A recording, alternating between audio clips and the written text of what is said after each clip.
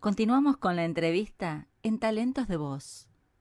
De todos los entrevistados es la primera vez, he contado varias cosas, la primera vez que voy a contar esto acá, en Paisaje lo he contado alguna vez de otra manera, pero Ujú. toda mi vida a mí me pasó exactamente lo que decís vos, era una cosa y la otra, digo, no, voy a hacer esto. Uno mirándolo en retrospectiva, era el camino más sencillo. Y siempre me iba mal. Me iba mal, me iba mal, me iba mal. Pasan los años, segundo año de paisaje literario, y habíamos entrevistado a un muchacho español, Salvador, que da la Ujú. casualidad que me escribe el primero, después me escribe la editorial, sí, con todo gusto, qué sé yo, se llama tal. Este tipo lo conozco. Y empiezo a buscar y digo, pero si ya hablé hace como un mes con él. Bueno, viene, qué sé yo, se iba a ir al mes, me dice, no, mirá, me voy al otro mes. Bueno, dale, antes que te vayas, charlamos. Viene a los 2 meses y Ujú. dice, no, mira, me voy a quedar. Ah, bueno, genial. Bueno, digo, puedo participar del programa hasta que no encuentre algo, pues si no, la cabeza te camina. Dale, genial. Mire, lo invito al Día del Amigo acá, que es el 20 de julio, Ujú. el día de cuando el hombre pisó la luna. ¿Por qué le pusieron en muchas partes del mundo el Día del Amigo? No entiendo, pero es el Día del No, yo Amigo. tampoco. Bueno, la cuestión viene, se engancha con una amiga que después no pasa nada, pero esa amiga le presenta a otra. Que, casualidad, unos años antes había una posibilidad de conocernos por esta amiga que había venido a mi casa, pero de celos, se ve que porque estábamos hablando para organizar algo, ¡pac! Borró el post de Facebook. Digo, che, vos borraste, Ujú. no, negrito, no borré nada. Yo decía, esta lo borró. Por más que me diga que no, sé que lo borró, además que era evidente, había todos antes, todo después. Bueno, pasan los años y este chico la trae. Entonces cuando la veo, o sea, cuando la veo en realidad, cuando la escucho, digo, acá hay algo. Bueno, Ujú. hablan entre ellos, ¿no? Que lee, no voy a leer nada, que sí, que no, que esto, esto. Yo en eso soy bastante zorro. Entonces, no digo nada, lo presento a él y digo, viniste con una amiga, qué lindo. Bueno, se puede presentar, puede hablar. Se me pone enfrente y entre dientes me dice el nombre. Digo, bueno, está bien, tampoco hay que decirlo así. Bueno. Y ahí ve la intención. Claro, yo no sabía que ella estaba como testeando la zona por su intuición, su capacidad, vamos a decir. Ujú. Bueno, empieza a hablar de algunos temas, me llama la atención y a partir de ahí empiezo a diferenciar con varios trabajos lo que es, vamos a llamarle la intuición de la razón. Y a partir de ese momento empiezo a desandar un camino de darle importancia al diferenciar a la intuición y de no equivocarme. Por ejemplo, el año pasado, Ujú. 20 de marzo, dictaminan acá la cuarentena. Y apenas lo escuché, dije, hasta noviembre no termina. No, vos estás loco, que van a ser 15 días, que esto, que el otro. Hasta noviembre no termina. Y va pasando el Ujú. tiempo y lo seguía manteniendo. Hasta noviembre no termina. Después dijeron, bueno, el 15 de septiembre, qué sé yo, hasta noviembre no termina. ¿Cuándo terminó? 4 o 5 de noviembre más o menos. Yo le decía a la gente, Ujú. ¿vieron que hasta noviembre no terminaba? Y no me sabían qué decir. Y así con un montón de cosas. Siempre digo lo mismo, me puedo equivocar, pero tengo algo tan seguro que es así, es como una ráfaga que te pasa y además que si yo no lo digo, me sigue persistiendo. Es así, es así, Ujú. es así. Y me encanta. Por eso cuando te escuché hablar de la intuición, bueno, y te frenaste, digo, no, acá, y de hecho te digo, cuando te escuché, no en Ladybug, ni nada, cuando te escuché hablar a vos, apenas te escuché hablar, dije, este pibe vale. Y se lo dije a Marcela, este pibe me gusta, cómo es. Y después, obviamente, apenas lo escuché, pero después seguí viendo la entrevista y todo. más allá de la onda y todo, pero uno bueno, puede tener mucha onda y todo y no decir nada, no darte nada. Y acá no van por... Muchas veces me pasa que hacen los personajes, todo, cuando se los pido. Pero viste cuando te queda un vacío que la persona no te está dando algo, como persona. Y hasta ahora, por cómo contás las cosas, es totalmente distinto. Y eso es lo que me gusta y ahí es donde digo, acá no me equivoqué en lo que pensé o en lo que se me cruzó, apenas te escuché. Entonces, más allá de cómo seas en la intimidad, con los amigos, que eso es otra cosa. Pero digo, acá hay algo, acá tiene valía. Bueno, eso me alegra, por eso me gustó esto de la intuición, que es un programa en donde hemos hablado, te imaginarás, de todo, pues no solamente literatura. Hemos hablado de tarot, ojo, de gente que sabe, ¿no? No me voy a poner a hablar yo que no sé nada, pero gente de Yo sé muy poquito, angelología, la verdad. de todo. Ah, no, pero uno no puede hablar de cosas que... Pero han sacado libros y todo, bueno, a ver, tal cosa, y no nos cerramos a los temas. No me voy a lo truculento tampoco, olvídate, que me vengan a cogotar una gallina acá, no llego, pero estoy abierto a los temas y me encanta, me encanta. Te Súper voy, bien. te voy a llevar, para volver al doblaje, a preguntar por algunos de tus trabajos. Y lógicamente, los 3 primeros que te voy a nombrar son los que te nombran siempre, pero más allá de lo que han significado, a vos qué te han significado con la gente, qué te han dejado también estos trabajos. El primero, te nombro a los 3 seguidos. Primero, una animación de Nickelodeon, Harold en The Loud House, un anime de Netflix, Goku en The Beginning, y obviamente de la factoría Disney, Cat Noir de Miraculous, las aventuras de Ladybug. ¿Qué te han dejado estos no solamente los personajes, el trabajo en general? Comentaste algo con Jessica, que ahí se da una amistad, y un poco la pregunta que te iba a hacer después también, la relación.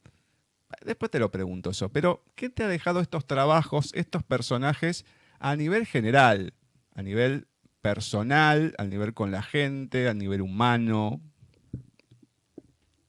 Pues es que la realidad supera la ficción y el arte imita la vida. Este, lo interesante de doblaje que vemos así como tantos personajes es que tarde o temprano vemos un espejo de nosotros. Entonces, está interesante esto de ver el espejo porque justo, o sea, si fuera a mencionar así un personaje que marcó mucho mi carrera, pues es Adrien y Cat Noir de Miraculous Ladybug. Más que nada porque fue un parteaguas, ¿no? O sea, fue el que marcó el antes y el después de mi carrera, porque después ya fue cuando empezó a llegar, por ejemplo, Harold McBride de Loud House y Goku de The Beginning vinieron después de Miraculous. Y por ejemplo, con Adrien y con Cat Noir me gusta porque es este reto de yo hacer dos personalidades diferentes dentro de uno mismo, ¿no? Y al final de cuentas a veces yo me siento así, ¿no? Me identifico en ese sentido de que varias veces he jugado como si fuera dos personas diferentes con diferentes grupos de personas. Como si el Tommy del grupo de doblaje es uno y el Tommy del grupo de mis amigos de la prepa es otro. Claro. Y eso también lo veo como a nivel general, que hay veces hay gente súper auténtica que es la misma en todos lados, pero luego hay a quienes les pasa lo que a mí, que a veces son una cosa con un grupo y son otra cosa en otro grupo.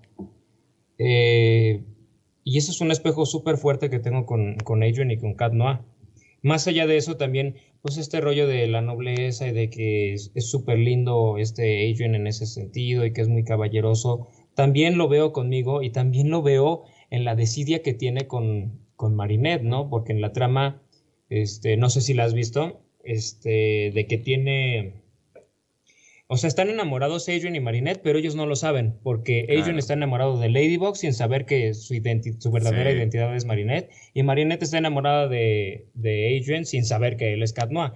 Entonces, este jueguito de estoy enamorado, pero no te digo, pues, y de jugarle a la manita sudada y ella es solo una amiga, ese jueguito a veces yo me identifico muy fuerte con eso y digo, ay, Dios mío, o sea, sí, de pronto me da como un golpe muy directo a mí y digo, pues sí, a final de cuentas es un espejo y hace voltearte a ver a ti de qué estás haciendo, en qué aspectos de tu vida y cómo se ha estado repitiendo a lo largo de todo lo demás, ¿no?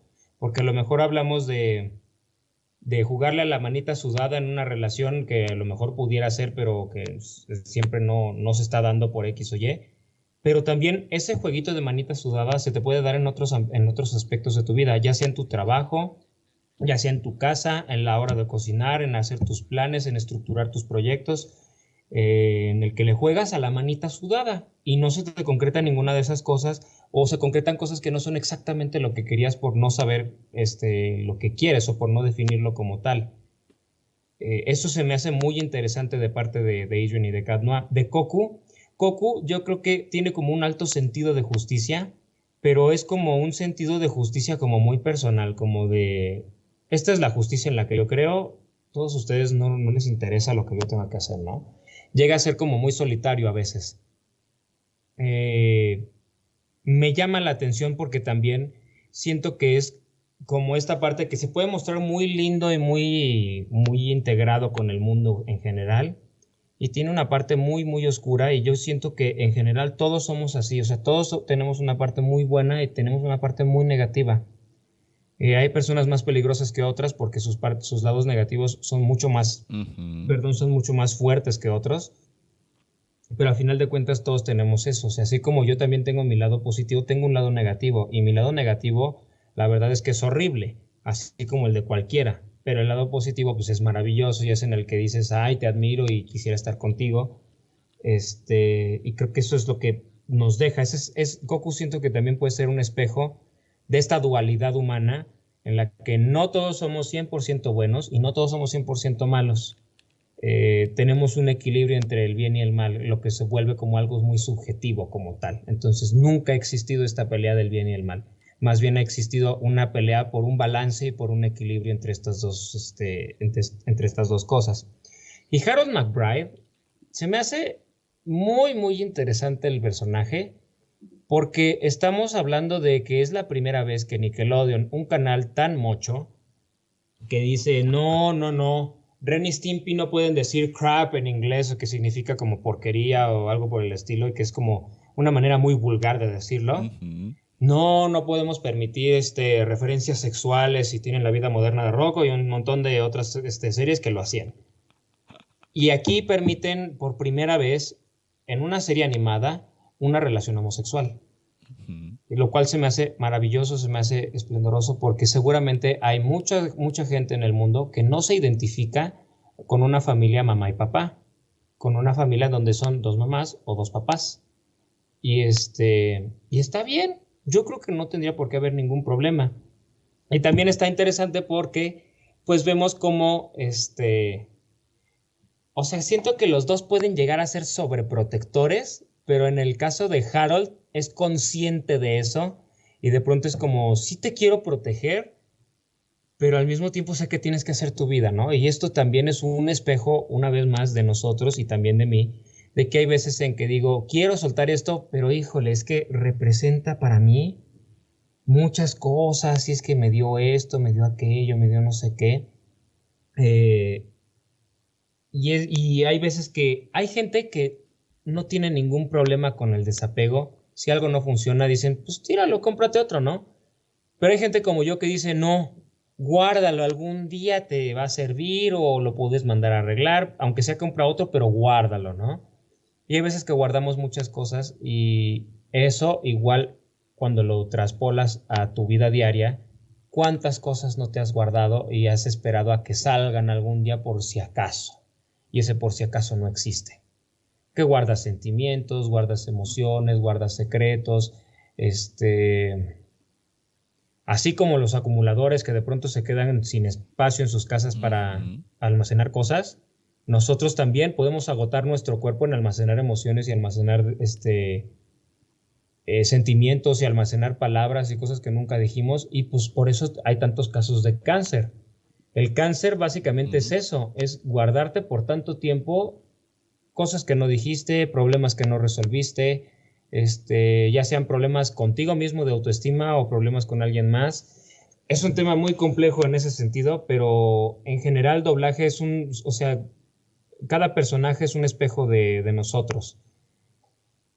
Cada personaje es como una ventana a lo mejor a una situación específica de tu vida, porque también nos ha pasado que pasamos por algo súper turbio, súper feo, y de pronto decimos, no, es que si digo esto va a ser un desmadre, un pedo, no vamos a poder estar bien después, y ¡pum!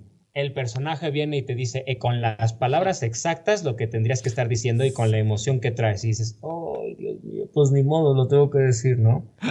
Y no es que sea un basurero el doblaje ni la actuación en general, el Claro. escenario no es nuestro basurero, simplemente es también una manera en la que nosotros podemos canalizar emociones y sacarlas Ujú. a través de nuestro trabajo, sin que se convierta en un basurero, porque el teatro no es un basurero Claro. emocional, sino simplemente aprovechamos la emoción del momento, la sacamos, la transmutamos y decimos, ya salió, me siento mejor, ¿no? Ya lo expresó mi cuerpo, mi ser, y no me lo estoy guardando. Es como una manera, ¿no? De manifestarlo y de que al cuerpo le puedas decir, ya lo dije, ya no lo guardes, ya lo estamos soltando. Y sí, básicamente creo que eso en general, no sé si haya compañeros conscientes de ello, de pronto tienen como su pistita ahí, pero en general eso es lo que pasa mucho, que como el arte imita la vida, estamos doblando un Ujú. espejo de lo que somos nosotros. Exactamente. No muchos lo han dicho de esa manera, pocos. A lo mejor José Luis Orozco, que ahora me acuerdo, pero algún otro o una de las últimas entrevistas también a Rocío Garcel y Jorge Roy, es cuando la persona, el actor, empieza a hablar de su trabajo, de los personajes, de la manera que lo estás hablando vos. Hay otro sentido. Hay algunos que es un trabajo, la actuación, punto, ya está, les gusta, Ujú. nada. Pero Sí. es como cuando a mí me toca leer un libro para las entrevistas, vas encontrando metamensajes. A veces el autor quiso poner eso y se queda sorprendido porque uno lo haya descubierto.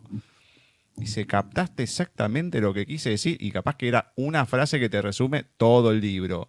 O Ujú. capaz que no se dieron cuenta que escribieron eso, que hay muchos que les pasa que escriben y dicen, yo escribí esto, ya eso es otra cosa, pero bueno, es otro tema. Pero Ujú. te pasa y muchas veces también a mí me pasa, a mucha gente creo que también, pero no se da cuenta, que como decís vos, capaz que estás, bueno, lo digo, no lo digo, qué sé yo, y estás escuchando algo o viendo algo en internet y ¡paf! Te llega la respuesta. Ujú. Hay gente que no se da cuenta o a lo mejor le llega al que es más perceptivo y se puede dar cuenta. No sé, a mí me pasa. Y yo me río, pero te quedás a decir, pero ¿cómo puedes, qué proceso hubo? O sea, sabían que iba a leer esto y me llega el pensamiento acá, o tuve el pensamiento y me hicieron llegar hasta acá para tener la respuesta. ¿Cómo fue el proceso? Pues esto se escribió hace 100 años, lo que Ujú. fuera. Y es maravilloso porque decís, bueno, de cierta manera uno siempre pide, bueno, no me llegan mensajes, ni nada. Llegan de distintas maneras. Lo que pasa es que Sí. uno tiene que estar abierto como poner en tu caso, estar preparado de otra manera para poder entrar al doblaje y poder aprovechar a esa oportunidad. Y en la vida cotidiana es lo mismo, estar atento a lo que llega y que muchas veces tenemos esas respuestas y la manera de hacerlo. Después decidimos si lo hacemos o no. Ya eso es otra cosa. Sí, el libre albedrío. Que nos Exactamente. podrán decir lo que debemos o podemos hacer, pero al final de cuentas nosotros tenemos la elección de decir, sí, pues vamos, o sea, sí lo voy a hacer o no, ¿sabes qué? No quiero hacerlo y punto. No tenemos nada más que hacer al respecto después de eso. Bueno, hablamos de tus trabajos, tres trabajos que eran tres tipos distintos de lo que era la animación, tres trabajos diferentes. Pero Ujú. cuando te ha tocado más en live action, como en Riverdale o en Bridgerton, esos papeles que son totalmente distintos. Ya es una persona que tenés que doblar, es otra fisonomía, otra manera de hacerlo.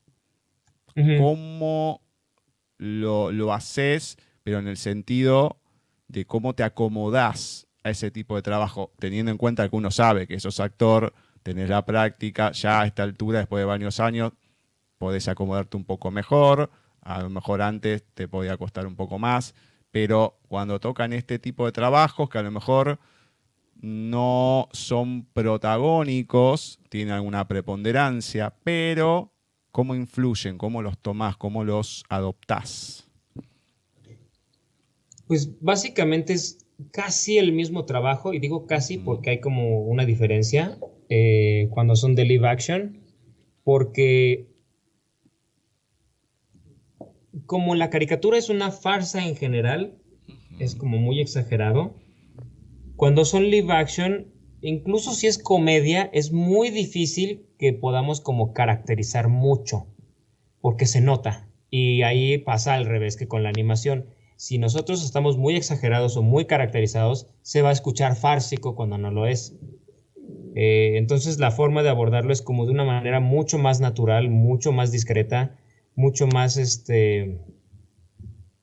como contenida en muchos casos. En algunos otros casos no, porque ya puede ser más estallado dependiendo del género de lo que estemos doblando.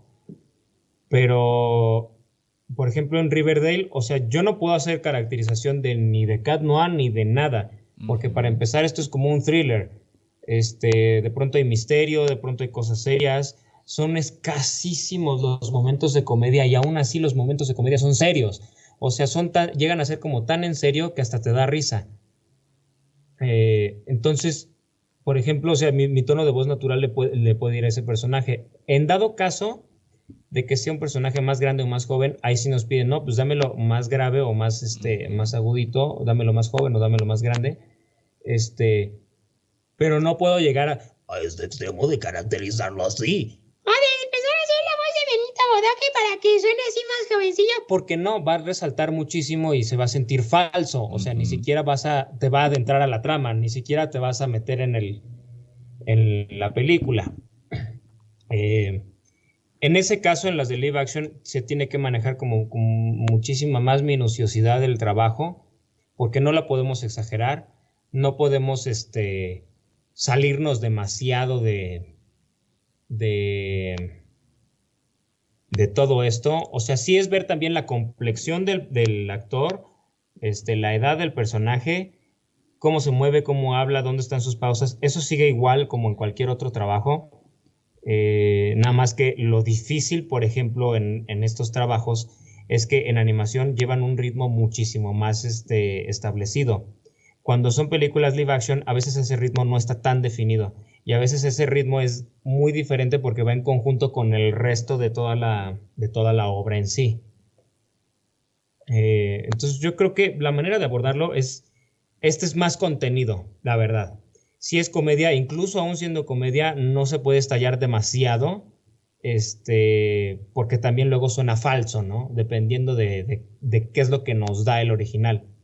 Pero en general no podemos caracterizar demasiado porque se oye falso, ¿no? O sea, imagínate, ves a un señor aunque sea comedia, ves a un señor de 80 años y ves que alguien lo caracterice, chavo, vas a decir, me están sacando de la ficción que hay aquí a pesar de ser comedia, porque el señor no suena señor, suena chavito. Entonces, pues sí, al principio puede costar como mucho trabajo, porque en general, pues, tomando las clases de Alfonso era como, prefiero que te pases de la energía a que te falte. Es más fácil bajarte a subirte. Exacto. Entonces, pues cuando estamos al principio sí puede ser como que, no, sí que no, no, espérame, bájale como 5 rayitas, pero ese es el tono, ¿no? Porque tiene que sonar más natural, más como plática, como lo que estamos teniendo tú y yo ahorita, tiene que sonar así. No tiene que sonar como si estuviéramos en una caricatura donde hacen acentos, donde se les hincha Entonces, no, nadie habla así, nadie habla como en las caricaturas. Jamás Exacto. en la vida vamos a encontrar a alguien que hable así. Y cuando lo encontramos decimos, este cuate no es honesto, no queremos que sea auténtico porque está hablando como si fuera una caricatura. Sí. Y eso es lo que queremos. Como en la actuación hay un sentido de verdad, tenemos que hacer que ese sentido de verdad sea coherente con el género. El sentido de verdad en una caricatura es válido exagerarlo mucho más porque se permite, la caricatura es mucho más flexible que un live action. Si lo vemos como una liga, la caricatura se puede estirar hasta el máximo, incluso hasta romperse, porque la caricatura lo permite, porque a final de cuentas puede llegar incluso hasta ser más gracioso y puede sustentar todavía más ese universo. Pero en una live action, si tú le estiras hasta romperlo, vas a romper no nada más la liga, sino vas a romper la ficción y el universo y todo el contexto del sentido de verdad que tienen ahí. Cuando el sentido de verdad en las de live action es muchísimo más bajo, no permite tanta flexibilidad, sino que es muchísimo más tranquilo, más relajado, y tiene muchísima más naturalidad, como en el cine. O sea, si en las series vemos como ciertos ritmos, ciertos tonos, en el cine los vemos todavía más discretos, más sutiles, y mucho más contenidos, donde una mirada te dice más que un texto, donde un movimiento, donde un enfoque de cámara te dice mucho más que todo un monólogo o un soliloquio de un personaje. O sea, donde ya empezamos a ver más detalles y es como empezar a cuidar ya esos detallitos y esas cositas que van bordando tu personaje. Es más difícil, creo yo, bordar un personaje live action porque son como cosas que tienes que cuidar mucho más delicadas que uno de animación, que al final de cuentas los dos tienen su grado de dificultad. A mí en lo personal me parece que es más difícil contenerlo porque yo tengo mucha energía y suelo como explotar a la hora de interpretar algo. Ya creo yo que lo he sabido controlar un poquito más, pero hay veces que sí me cuesta de que no, todavía dámelo un poquito más enojado y es como de, caray, es que siento que si me estallo de pronto, sí, o sea, sí enojado, pero no me lo grites. Ok, espérame. O sea, eso es lo que creo yo que se abordan diferente, más que nada Ujú. por el género. Ahora, antes de preguntas más generales, como estábamos haciendo, y el final, contaste, sabemos, el tema de las imitaciones, cómo Ujú, empezaste, etcétera, etcétera, etcétera. Pero te voy a nombrar dos trabajos que uno es, digamos, ha estado en el pasado, caricaturas, los dos, pero otro es una ujú, serie que viene de hace bastante tiempo. La que viene hace bastante tiempo, que te ha tocado estar, es en Beyblade, en una de las ujú. tantas que hubo, pero la otra, si bien fue poca la participación, en una película animada de los Supersónicos, con el señor Sí. Júpiter. Entonces, cuando te toca algo que ya viene o cuando te toca algo que ya está, es conocido y uno lo tiene y todo, como puede ser un Pedro Picapiedra, así como un Homero Simpson, el Homero Simpson de Humberto Ujú. Vélez, etcétera, etcétera, teniendo en cuenta lo que vos has caracterizado o imitado en su momento y todo. ¿Te cuesta salir de eso para hacerlo distinto? ¿Te sirve porque te lo piden así? O no, en Beyblade claramente es un caso distinto, pues es un personaje desde cero, aunque la saga ya venga de hace un montón y sean nuevas, nuevas y nuevas. Pero un personaje, lo digo porque ya viene de hace tiempo, pero lo Ujú, de Júpiter es distinto, el señor Júpiter, porque es un personaje que ya existía de hace bastante y teniendo en cuenta ujú. esto, como decía, que te pasa a vos de imitar en todo. Entonces, ¿cómo es? ¿Te lo piden? ¿Te cuesta salir de lo que ves el personaje y que te viene a la mente cómo era la voz, cómo la hacían? Pues en algunos casos, mucho es de que veo el personaje y a veces digo, creo que le puede quedar algo así. Según como lo vaya oyendo, digo, Ujú. no, sabes que esta voz creo que nada que ver, yo creo que le puede ir algo así. Hay veces que nos dan la libertad creativa. En el caso específico de Júpiter, de la película esta de los supersónicos, eh, el cliente explícitamente pidió que se pareciera lo más posible al doblaje de los 80. Porque obviamente pues esta tiene 2 doblajes, uno en los 60 que fue la primera temporada y a partir de la segunda que salió como tiempo después, hicieron otro reparto y era ese reparto específico el que quería. Y obviamente pues ya muchos de esos actores o están muertos o ya están retirados, entonces era un desmadre porque pues no ibas a poder hablarle. O sea, creo que Julio Lucena estaba entre el reparto y pues ya el señor ya falleció hace tiempo. Y por ejemplo con Júpiter llegó la directora que fue Betsabe Jara, me dijo, oye, pues necesito a alguien que me haga la voz de Júpiter y no sé ni a quién poner. O sea, tengo ya mis 2 opciones, pero me piden una tercera y pues solamente pensé en ti. Me dijo, ¿crees que te salga? Y le dije, sí, dame chance y sí, le dije, si quieres lo probamos. Entonces ya lo escuché la versión de los 80 y dije, sí, ya sé dónde está. O sea, generalmente yo voy analizando como en dónde está la voz de cada personaje y digamos que tengo como un nivel de conciencia en el que me puedes poner una voz y te puedo decir, ¿sabes qué? Déjame la trabajo o decirte, no son enchiladas, no la puedo hacer. O sea, yo identifico muy, muy fácil y muy rápido cuándo sí lo puedo hacer y cuándo no. Y en el caso de Júpiter dije, creo que sí puedo, lo intentamos y me dices si te funciona o no. Entonces, pues ya a la hora de hacerlo, tomé de referencia simplemente como lo que estaba escuchando ahí y dije, pues ya más o menos cómo está, como en sus últimos años de José José, que él ya pues hablaba más o menos así, porque ya no tenía casi voz, pero en vez de como engolarla, simplemente dejaba pasar el aire y ya, seguramente me iba a seguir saliendo así, y aparte era un chaparrito enojón, entonces pues en ningún momento puedo hacerlo alegre. Explícitamente sí pidieron que se pareciera lo más posible a la voz de los 80. Y pues sí, yo dije, bueno, pues yo me voy lo más que pueda con la referencia de los 80. Y al final de cuentas, pues sí le gustó al cliente y pues, sí me lo quedé. Pero en otros casos me ha tocado que me dan la carta abierta y les digo, ¿puedo imitar a tal? Sí, tú imítalo, o sea, no importaba. Entonces sí lo hago, imito así a tal cual persona. Hay algunos que sí me salen, hay algunos que no.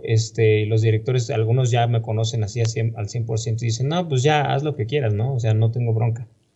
Pero eso a veces es a petición del cliente, de que queremos que suene a tal. Por ejemplo, Rantaro Kiyama pues no había salido en otras temporadas de Beyblade, entonces ese sí fue un poco desde cero.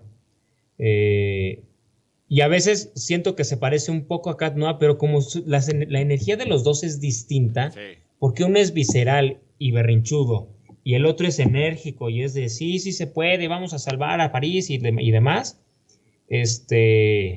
Cat Noir tiene el tono de superhéroe y Rantaro Kiyama no. Rantaro Kiyama es un berrinchudo, pero al mismo tiempo, en esta última temporada que ha estado saliendo, como ya es más un mentor, su tono berrinchudo lo sigue teniendo, pero de pronto ya lo tiene que cambiar como a maestro, de que ahora yo estoy guiando a estas personas, yo estoy guiando a mis alumnitos a que hagan algo mejor, a que sean mejores en esto del Beyblade. Entonces varía, porque hay veces que también te toca hacer la segunda voz de fulano, tal o cual personaje, y el mismo director te dice, no, tu voz me funciona bien para este personaje. En general no es como que busquen, bueno, no es que no busquen, y tampoco en general, esto varía también del proyecto. Hay veces que te dicen, tu voz me sirve, no intentes hacer lo que hacía el actor anterior, o hay veces que te dicen, mira, esto es lo que sonaba antes, pero fulano de tal ya no viene con nosotros, o ya no quiere trabajar con nosotros, o X o Y, queremos que suene lo más parecido posible. Ok. Pues eso ya es o a petición del cliente, o depende también del proyecto. Hablaste del desafío en teatro que te tocó hacer con esta obra que nos comentabas y demás. Ahora, acá lo pregunto en general, pero ya comentaste en teatro. En doblaje o en alguna otra etapa, ¿cuál fue tu desafío? Mi desafío es todos los días. El desafío es todos los días porque con los personajes es como buscar la forma de hacerlos diferentes, de cómo abordarlos de mejor manera, cómo hacerlo de la manera más eficiente, o sea, y con eficiente no me refiero a simplemente poner el loop y ya, no, o sea, de poner el texto en labios y ya quedó, no, sino me refiero a cada palabra, cada texto tiene una razón de ser y por lo tanto no se les puede dar el mismo valor. ¿A qué quiero decir con esto? Que no los podemos decir igual. O sea, no podemos decir, y me voy a un extremo, no podemos decir igual te amo a decir te odio. ¿Por qué? Porque uno generalmente lo decimos con mucho amor, con mucha ternura y el otro lo decimos con mucho rencor y con mucha ira. Entonces, el amor y el rencor no pueden sonar igual, pero como el amor y el rencor son emociones opuestas, existen muchas que son como, digamos, como el intermedio. Y eso es lo que es el reto todos los días, es el reto de cada personaje, es el reto de cada llamado, donde así sea nada más un sí señor, un grito, una reacción o lo que sea, es hacerlo todo lo más natural posible, es hacerlo lo más real posible, ¿no? Porque hay un sentido ya ves que hablábamos de esto del sentido de verdad, cada personaje tiene un sentido de verdad y es como lo que para ellos es real, lo que para ellos es su vida, su entorno, su contexto. Entonces el reto siempre es siempre con cada personaje cómo lo vas a abordar, cómo lo vas a diferenciar de todo lo demás que ya has hecho. ¿Cuál es el sello distintivo que va a tener para que la gente no diga, ay, es Cat Noir, ay, es Adrien, sino que digan como, puede ser Cat Noir, pero suena diferente, ¿no? O de que parece, pero no es. O sea, cuando dicen parece, es porque hay algo que cambió, porque hay un detalle que no es exactamente igual. Claro. Entonces, eso es como el reto generalmente. Es cómo vas a darle un distintivo, cómo vas a diferenciar un trabajo de otro, ya sea en personajes chiquitos, ya sea en personajes principales, secundarios, lo que sea. Por lo que fuiste contando, hubo varios puntos de inflexión en tu vida, como siempre comento, en la literatura, como en la vida. El punto de inflexión es ese punto que uno llega y a partir de ahí no hay vuelta atrás. En la historia, claramente, es cuando el personaje ya se mete en un punto donde ya está, la acción empieza, y no para hasta el final. Obviamente, al haber decidido diseño industrial en vez de gráfico, el ir a México, la serie de Miraculous seguramente, porque a partir de ahí, como contaste, te toman en cuenta para otro tipo de trabajos, es como el trampolín hacia otro trabajo, o sea, no que te empiecen, que se den cuenta quién sos, sino que digan, puede hacer esto. Y ahí empiezas a hacer otros trabajos también protagónicos, coprotagónicos, más complicados y demás. Pero ¿qué otro punto de inflexión o algunos otros puntos de inflexión has tenido, no digo en la vida, pues eso es una cuestión personal, pero en lo que pueda referirse también al trabajo en general? Pues uno, el más lógico y el más evidente es el de Adrien y Cat Noir. Ese sí es un punto de inflexión.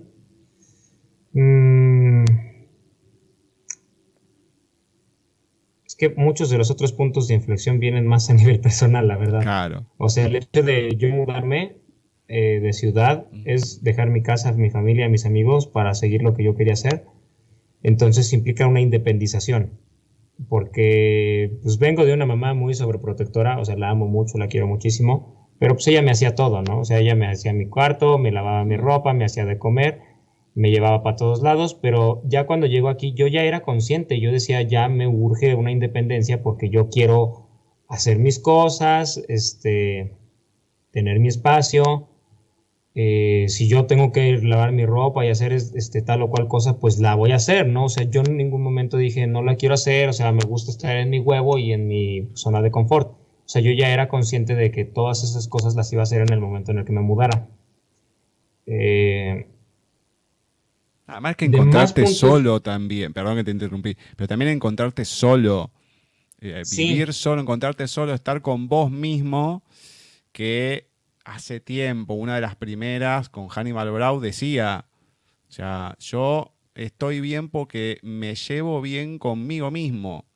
Y el que no se Ujú. lleva bien con uno mismo es porque hay algún problema, algo no le gusta. Entonces, el estar solo implica muchas transformaciones personales que no todo el mundo se lo banca.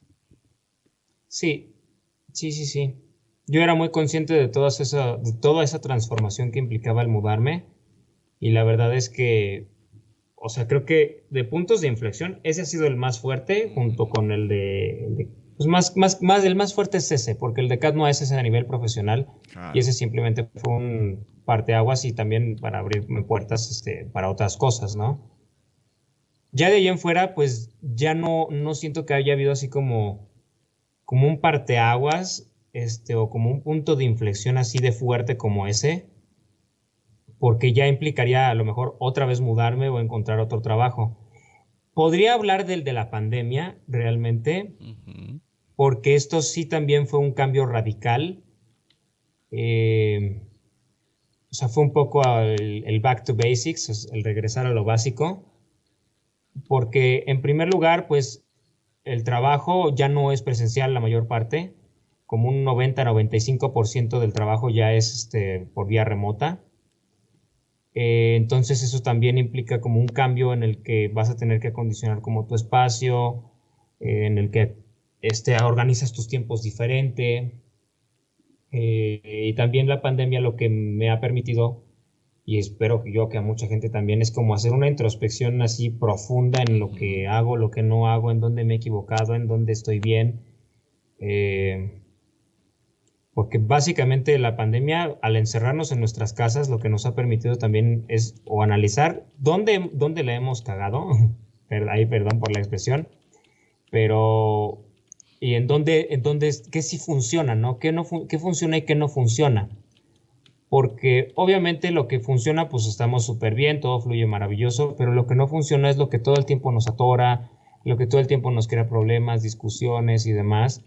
Y eso es lo que la pandemia también nos permite ver, o sea, le echó luz a todo aquello que no nos sirve, a todo aquello que nos trae conflictos, nos trae problemas y, y pues resolverlo, ¿no? En el momento. Y creo que 2020 y todo lo que fue la pandemia, la verdad es que me permitió resolver como muchos problemas a nivel personal, este, que más allá de a nivel personal con otras personas, era como hacia mí. Ujú. O sea, sí permitió como hacer una introspección bastante fuerte. Y sí, o sea, y dices, puta, desde cuando te das cuenta del grado de oscuridad que llegas a cargar y que dices, no, ya no quiero seguir con esto. No digo que ya me haya deshecho al 100% de eso, porque obviamente siempre vamos a tener un lado oscuro, pero por lo menos ya está en el proceso de que lo hemos aceptado. Ujú. Yo ya lo he aceptado, la verdad, de que sé que tengo mis errores, tengo como mi parte oscura, y que está bien. El chiste es que sea consciente de ello y que trabaje como para evitarlo lo más posible y sacar la mejor versión de mí en ese sentido. Y yo creo que más así de puntos de inflexión, yo creo que para muchos también la pandemia fue un punto de inflexión muy fuerte, eh, porque básicamente nos trajo como lo que todo el mundo teme, voltear a vernos a nosotros mismos y ver a Ujú. nuestros propios demonios y pues darnos cuenta de que a lo mejor estamos vacíos, ¿no? De que todo lo que pretendemos hacer o llenar no está lleno y es como que nos aborda la pregunta de, ¿y si estoy en donde debería de estar? ¿Y si estoy haciendo lo que debería estar haciendo? Nunca se me olvida Daria, que sí, Sí. Daria es súper sarcástica y demás y súper oscura en su sentido del humor, pero hubo un momento en el que hizo una observación de su hermana Queen con su mamá, que dice, es que Daria, que, o sea, yo que me esfuerzo para que todo sea normal en la familia y bla, y Daria le dice, mamá, o sea, papá se siente abandonado porque pues, su papá nunca lo peló, nunca le hizo caso, entonces él siente esta necesidad de atención y siente esta necesidad del amor paternal porque nunca la recibió. Dice, Queen tiene miedo de indagar tanto en su interior que se dé cuenta de que no hay nada, porque como es tan superficial, es como de que, ay, quiero buscar novio, ay, quiero comprarme no sé qué, ay, vamos al Pierre Chang's, no, al Chess Pierre, que es el restaurante que siempre dice, ¿no? Y lo interesante de ahí es que Daria hace una observación que justo en la pandemia es lo que a lo mejor a mucha gente lo llevó a la depresión, Ujú. que ya no hay trabajo que te distraiga, ya no hay amigos que nos distraigan. Ahora estás enfrentando a tu problema más grande, que es tu núcleo principal, que es tu familia, ya sea tu esposa y tus hijos o tus papás y tus hermanos. Y hacer esta introspección a todos nos da miedo porque en esta introspección, si llegamos al fondo y no encontramos nada, lo primero que nos vamos a preguntar es ¿qué hago? ¿Vale la pena vivir? ¿Vale la pena no seguir? O sea, vienen preguntas realmente importantes y realmente fuertes, como el qué sentido tiene la vida, como el qué debo hacer, hacia dónde me voy a dirigir. Entonces sí, básicamente esas preguntas me asaltaron y afortunadamente yo no sentí que haya indagado al fondo y no haya encontrado nada. Encontré mucho y encontré tanto que ni siquiera me preguntaba por qué no lo he sacado a la luz. Yo creo que, no sé si decir temor, pero lo relaciono con el tema de la intuición en esta entrevista que te vi que te frenaste al decirlo. Y un poco uno lo que tiene miedo es la mirada del otro. Más allá de lo que Ujú, uno puede reaccionar con uno mismo, ¿no? Pero siempre está la mirada del otro, el prejuzgar, el decir cómo vas a hacer eso, o cómo tal cosa, o cómo lo vas a decir. Y yo creo que puede ser lo que te pasa a vos, lo que le pasa a mucha gente. A mí ujú, me ha dado problemas por ser como soy y decir las cosas. Yo soy acuariano, soy cuando empieza Acuario, 21 de enero.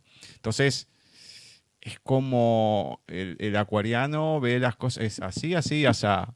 No hay otra, no sale de esa, no, esto es así, por esto y por aquello.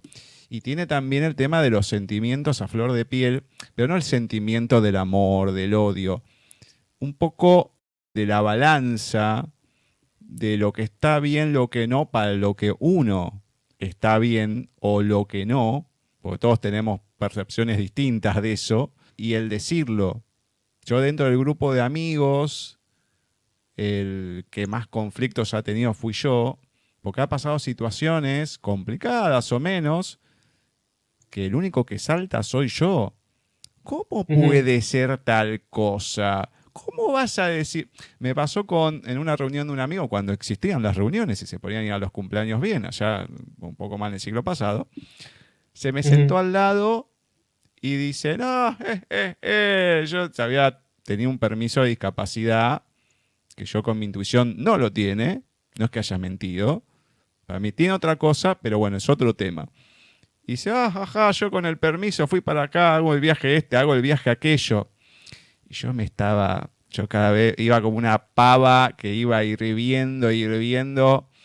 Yo creo que todo el mundo me miraba y en un momento exploté. Éramos 15 personas, nadie dijo nada. Digo, a ver, está mal lo que haces. Porque encima no tenés sí, ninguna discapacidad, te estás abusando de eso. Mucha gente no puede hacerlo por gente como vos que se abusa. Y no es una cosa para reírse. Pa. Todo el mundo callado. Nadie se metió. O sea, ni para decir, no, órale. che, bueno, calmate, ¿cómo vas a decir? Ya me conocen, obviamente, hace, qué sé Sí, yo, 30 años. Pero es como que no lo soporto. Es- Encima lo tenía al lado, pegado, ni siquiera que lo tengo en la otra punta, bueno, me distraigo. No, no podía evitar escucharlo y lo tengo que decir. Yo creo que una de las cosas ujú, que tengo, por la cual no me va peor a veces de lo que me va con todo lo que tengo, es a veces no digo las cosas, pocas veces, y es cuando se me hace esa pelota en el estómago y que tengo algo, de alguna manera lo tengo que decir. Pero es ujú. eso, es que uno no quiere, calculo yo en general, ¿no? Lo planteo, que no te tomen de antipático, que no te tomen de cortamambo, de jodido, de lo que sea. Bueno, está bien, lo dejo pasar. No lo voy a decir, que lo diga otro. Y muchas veces eso a uno le hace daño, porque muchas de las cosas, enfermedades que pasan y todo, pasan en lugares que todo tiene una relación. Desde, no sé, a mí Sí. empezó con la diabetes y era una falta de alegría con la familia. Yo cuando lo entendí y vos lo empezás a ver, decís, sí, era así, pero no lo había relacionado una cosa con el otro. Ujú. Vos hablabas de la comunicación tiene que ver con el chakra de la garganta, muchas veces no poder decir las cosas que te aprisiona, o en el del corazón que te da la angustia ahí porque no liberás las cuestiones del corazón. O sea, hay muchas cosas y todo implica, pero Ujú. uno no quiere quedar como el cortamambo, como se dice acá, ante los demás. Entonces, bueno, sí, lo dejo pasar. No sé si será eso a lo mejor, pero a mucha gente le pasa. Quédate ahí, que ya volvemos con Talentos de Voz.